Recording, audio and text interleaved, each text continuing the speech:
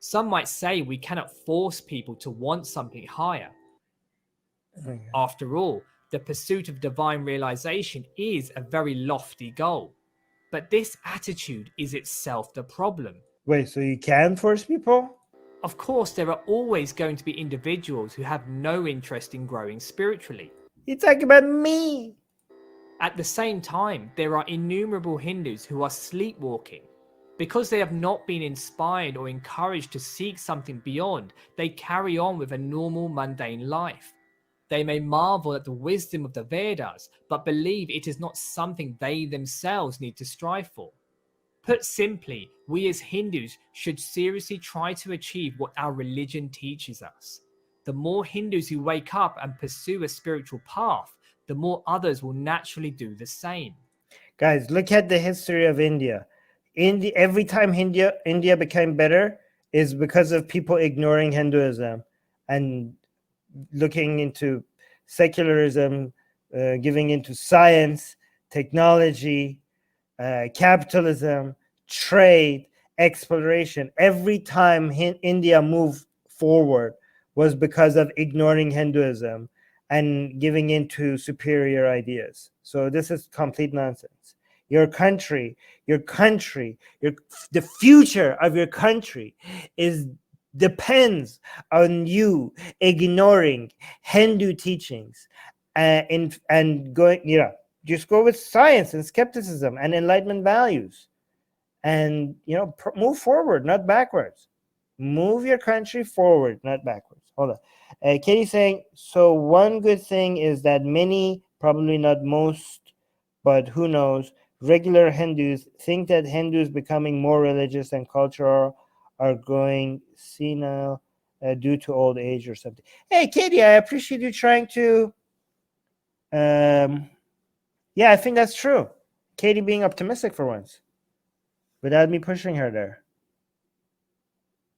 Yes, I think the future of India is bright. I think the future of India is very, very bright. If you look at the attitude of more of the younger generation of Indians compared to older generation, what this guy wants is not going to happen. It's going the opposite way.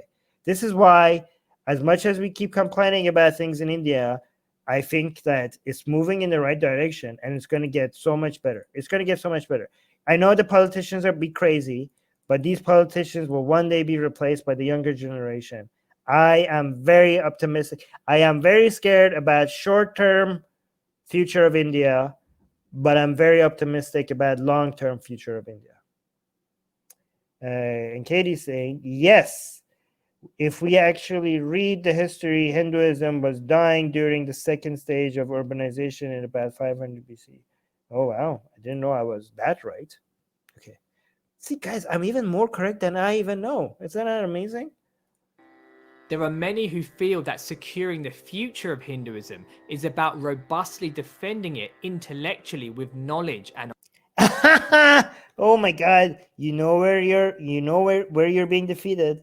You know where you're being defeated. There are many feel that's securing the future of Hinduism. Who feel that securing the future of Hinduism is about robustly defending it intellectually with knowledge and ideas. You know that that's hopeless because your religion has no intellectual value. You know you're going to lose that battle, so you just want to tell people not to even try, huh? Is that what you're going to say? There is no doubt that this is extremely important. Okay, so it is important to you. Okay, but keep trying, because there's no way you're going to win that battle because your religion is entirely nonsensical. But if the foundation of Hindu Dharma rests on knowing the divine directly, then knowledge and ideas need to be validated through our own individual experience. Oh yeah, sure. Individual experience. The most reliable source of knowledge. The most objective source of unbiased source of knowledge, individual experience. Sure. Otherwise, they become entirely theoretical and divorced from our lived reality.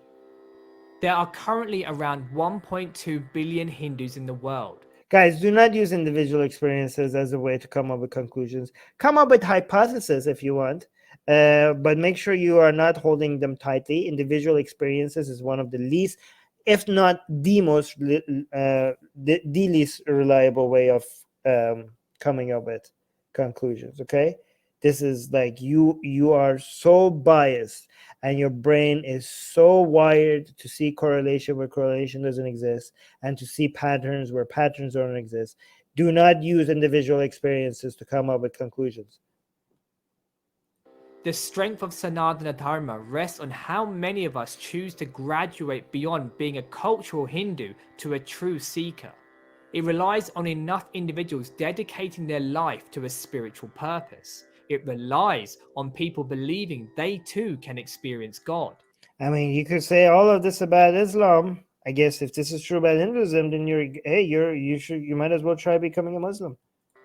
With this in mind, ask yourself, do you honestly believe Look at this guy.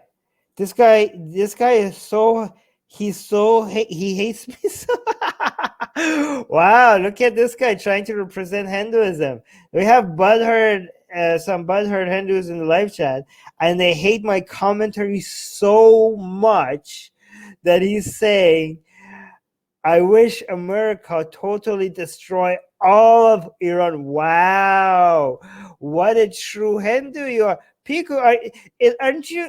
Be careful, because a lot of Hindus want to keep telling us that they're not like the jihadis. Okay, I don't think you're doing Hinduism any favors by representing them like this. God damn. Katie saying he admitted that Hinduism will die as people stop believing this BS. So Hinduism is not the eternal path. Oh, you're right. Sanata Dharma after what? Yes, you're right. He said you're right. He contradicted himself. Good catch, Katie. No, Dolly, I don't think. No, Dolly, don't say religious people have no logic. I mean, a lot of religious people are very smart. They just some religious people, especially this guy that I just highlighted, are very dumb. But a lot of religious people are also very smart. They just happen to be wrong. Some of them happen to be wrong about something, like for example, the existence of God, or but they could be smart about many other things. So, yeah. believe that you But are but I understand Dolly. I know that you are. I understand your frustration sometimes. Okay, but it's important for us here not to generalize all religious people. Okay, there are many religious scientists.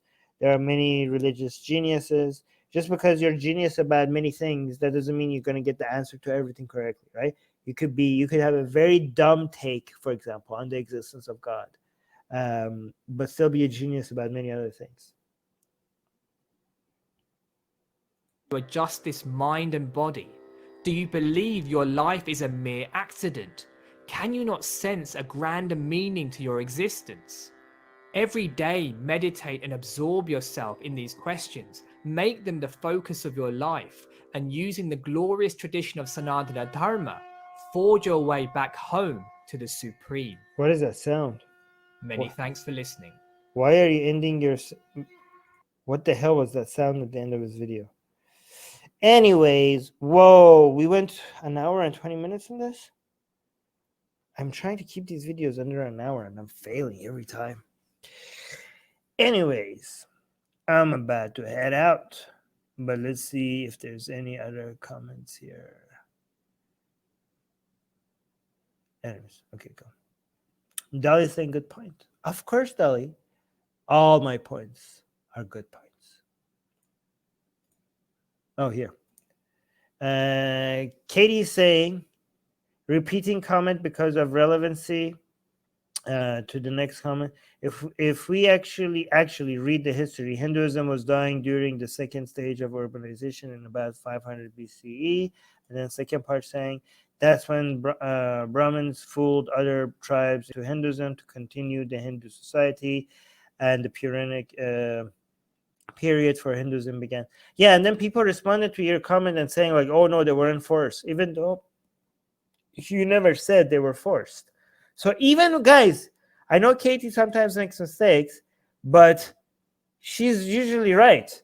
And even when you tell her that she's wrong about something, it's because you actually didn't read what she said properly. And also subscribe to our newsletter, because if we get removed from all these platforms, at least we could reach out to you. And guys, by the way, if you subscribe to our newsletter, you get a free copy of Why There's No. Where's your copy, Susanna?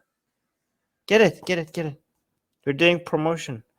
You get a free. It's not even promotion. It's free. Okay, so if you subscribe to our newsletter, link in the description, you get a free copy of Why There's No God. Come on, like, I'm handing it out for free. Okay, it's a bestseller on Amazon, and you get it for free. So subscribe to our newsletter, and you get a free copy of Why There's No God sent to you. Link in the description.